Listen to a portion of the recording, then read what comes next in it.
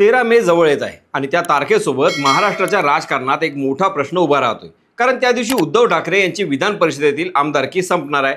म्हणजेच पुढचा सरळ प्रश्न असा, उद्धव ठाकरे पुन्हा विधान परिषदेत जाणार का, की काही काळ ते सभागृहाबाहेर राहणार. दरम्यान मे महिन्यापूर्वी विधान परिषदेच्या 9 जागांसाठी निवडणूक होणार आहे. या निवडणुकीत संख्याबळ महायुतीकडे आहे, तर महाविकास आघाडीकडे मर्यादित पर्याय आहेत. पण या सगळ्या गणितात एक वेगळीच चर्चा सुरू झाली आहे. राजकीय वर्तुळात असं म्हटलं जात आहे की उद्धव ठाकरेंच्या पुढच्या आमदारकीचं राजकारण हे कुठंतरी एकनाथ शिंदेच्या रणनीतीशी जोडलेलं आहे.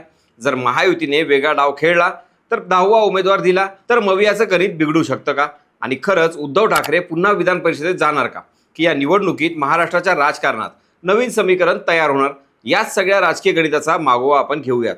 नमस्कार, मी स्वप्नील आणि आपण पाहतात त्याचं काय महाराष्ट्र.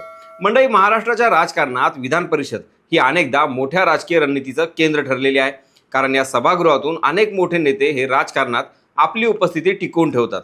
माजी मुख्यमंत्री उद्धव ठाकरे यांच्या बाबतीतही सध्या नेमकी अशीच परिस्थिती निर्माण झाली आहे. उद्धव ठाकरे यांनी 2019 मध्ये मुख्यमंत्री पदाची शपथ घेतली. तेव्हा ते विधानसभेचे सदस्य नव्हते. संविधानानुसार 6 महिन्यात सभागृहाचे सदस्य होणे हे आवश्यक असल्यामुळे त्यांना विधान परिषदेतून सदस्यत्व देण्यात आलं. तेव्हापासून ते या सभागृहात आहेत. मात्र आता त्यांचा कार्यकाळ 13 मे 2026 रोजी संपत आहे. त्यामुळे पुढचा मोठा प्रश्न असा उभा राहिला आहे की ते पुन्हा विधान परिषदेत येणार का? याच दरम्यान आणखी एक महत्त्वाची राजकीय घडामोड म्हणजे मे महिन्यापूर्वी विधान परिषदेच्या 9 जागा रिक्त होत आहेत. या जागांसाठी निवडणूक होणार आहे आणि या निवडणुकीत मतदान करणारे असणार आहेत विधानसभेतील आमदार. त्यामुळे या निवडणुकीत सरळ संख्याबळाचं राजकारण दिसणार आहे. सध्याचं विधानसभा संख्याबळ पाहिलं तर महायुतीकडे स्पष्ट बहुमत आहे. भाजप, एकनाथ शिंदे यांची शिवसेना आणि अजित पवार गट यांचं एकत्रित संख्याबळ हे मजबूत आहे. त्यामुळं अंदाज असा व्यक्त केला जातो की या 9 जागांपैकी महायुतीचे साधारणतः 7 उमेदवार सहज निवडून येऊ शकतात, तर महाविकास आघाडीला जास्तीत जास्त 2 जागांवर समाधान मानावं लागू शकतं. मात्र इथेच राजकारण अधिक गुंतागुंतीचं होतं. कारण महाविकास आघाडीतही 3 मोठे पक्ष आहेत. उद्धव ठाकरे यांचा पक्ष, काँग्रेस आणि शरद पवार गटाची राष्ट्रवादी. या तिघांनाही प्रतिनिधित्व हवं आहे. पण जागा फक्त 2 असल्यामुळं आघाडीमध्येच रस्सीखेच होण्याची शक्यता निर्माण झाली. याच पार्श्वभूमीवर शिवसेना ठाकरे गटाचे खासदार संजय राऊत यांनी एक महत्त्वाचं विधान केलं. त्यांनी म्हटलं की उद्धव ठाकरे यांच्यासारखा नेता विधान परिषदेत असणं महाविकास आघाडीसाठी चांगलं आहे आणि त्यामुळं आमदारांना बळ मिळेल.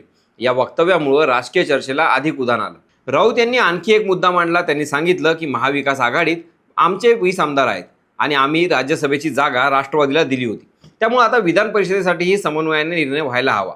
मात्र दुसरीकडे महायुतीकडून वेगळ्याच प्रकारच्या प्रतिक्रिया येऊ लागल्या. शिंदे गटाचे खासदार नरेश मस्के यांनी एक राजकीय टोला लगावला. त्यांनी म्हटलं की जर उद्धव ठाकरे यांना पुन्हा आमदार व्हायचं असेल तर आदित्य ठाकरे किंवा संजय राऊत यांनी एकनाथ शिंदे यांना फोन करावा. शिंदे दिलदार आहेत, ते विचार करतील. हे वक्तव्य ऐकायला साधं वाटलं, पण त्यामागे एक मोठा राजकीय संदेश दडलेला असल्याचं अनेक विश्लेषक मानतात. कारण जर उद्धव ठाकरे यांना बिनविरोध विधान परिषदेत जायचं असेल तर त्यासाठी महायुतीकडून विरोध न होणं महत्त्वाचं ठरतं.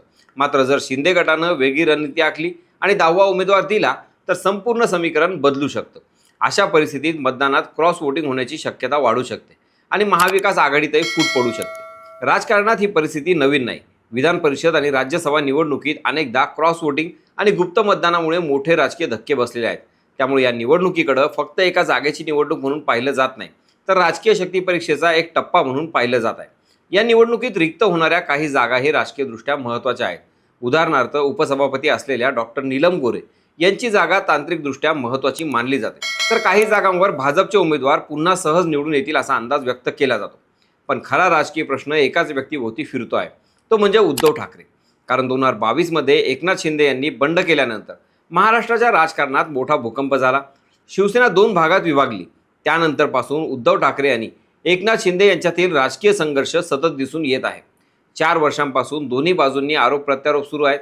अशा परिस्थितीत आता विधान परिषद निवडणूक राजकीय हिशेब चुकता करण्याची संधी ठरू शकते, अशी चर्चा सुरू झाली आहे. महायुतीकडे संख्याबळ असल्यामुळे ते दुसऱ्या पसंतीच्या मतांवर 7 ऐवजी 8 उमेदवार निवडून आणू शकतात, अशी देखील आकडेमोड काही राजकीय तज्ज्ञ मांडत आहेत. जर असं झालं तर महाविकास आघाडीचं गणित पूर्णपणे बिघडू शकतं.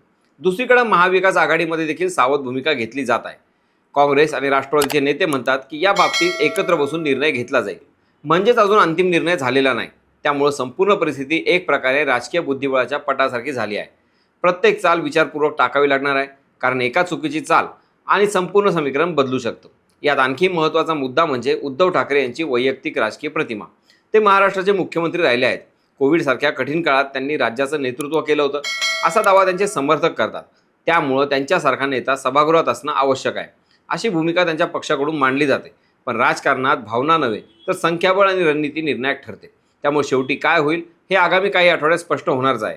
तर एकीकडे विधान परिषदेच्या 9 जागांची निवडणूक, दुसरीकडे महाविकास आघाडीतील जागा वाटपाची समीकरणं आणि तिसरीकडे महायुतीकडून सुरू होणारे राजकीय डावपेच. या सगळ्या राजकीय घडामोडींच्या केंद्रस्थानी सध्या एकच प्रश्न उभा आहे: उद्धव ठाकरे पुन्हा विधान परिषदेत जाणार का? तुम्हाला काय वाटतं? तुमचं मत नक्की कमेंटमध्ये सांगा. बाकी राजकारणाच्या आखाड्यात आपली नजर कायम असणारच आहे. तेव्हा कुठेही जाऊ नका, पाहत राहा, सबस्क्राईब करा. त्याचं काय महाराष्ट्र.